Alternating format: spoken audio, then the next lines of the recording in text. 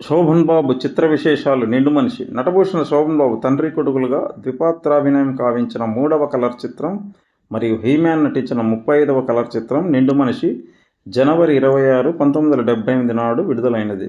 శ్రీ శోభన్ నటించిన 100వ చిత్రం అనే పత్రికా ప్రకటనలో వచ్చినా ఇది నిజానికి 101వ చిత్రం, గెస్ట్ చిత్రాలు కాకుండా.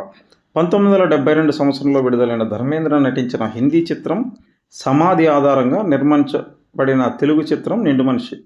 హీమ్యాన్ భగత్ సింగ్ గెటప్లో ఈ చిత్రంలో కనిపించడం విశేషం. నిండు మనిషి చిత్రంలో తండ్రి పాత్ర సరసన జయచిత్ర, కొడుకు పాత్ర సరసన దీప నటించారు. ప్రముఖ మాస్ చిత్రాల దర్శకుడు ఎస్టీ లాల్ దర్శకత్వంలో హీమ్యాన్ నటించిన ఏకైక చిత్రం నిండు మనిషి. నిండు మనిషి ఆంధ్ర సీడెడ్ ఏరియాలలో పూర్ణ డిస్ట్రిబ్యూషన్ ద్వారా జనవరి 26, 1978 నాడు విడుదల కాగా, నైజాం ఏరియాలో మాత్రం 8 రోజులు ఆలస్యంగా ఫిబ్రవరి 3, 1978 నాడు విడుదలైనది.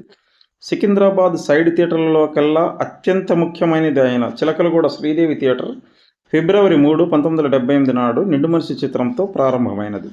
1970లో ఇద్దరమ్మాయిల చిత్రంతో ప్రారంభమైన శోభన్ బాబు కలర్ చిత్రాల యుగం 1978 సంక్రాంతికి విడుదలైన నాయుడుబాబు వరకు కేవలం 7 ఏళ్ల 3 నెలల వ్యవధిలోనే 34 కలర్ చిత్రాలు విడుదలై అన్ని చిత్రాలు హైదరాబాద్ మెయిన్ థియేటర్లో వారం రోజుల పాటు టాక్కు సంబంధం లేకుండా హౌస్ఫుల్ కావడం హైదరాబాద్ నగర తెలుగు చలనచిత్ర చరిత్రకే ఆల్ టైమ్ రికార్డు.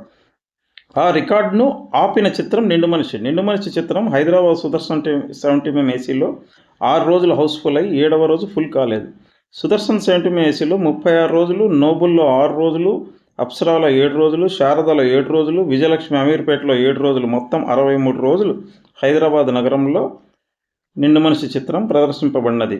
నిండు మనిషి చిత్రం విజయవాడ మేనక ఏసీలో 28 రోజులు, షిఫ్ట్ మీద 50 రోజులు ప్రదర్శింపబడినది. నిండు మనిషి చిత్రం ఏలూరు పాండురంగలో 29 రోజులు ప్రదర్శింపబడి 70,000 వసూలు చేసింది.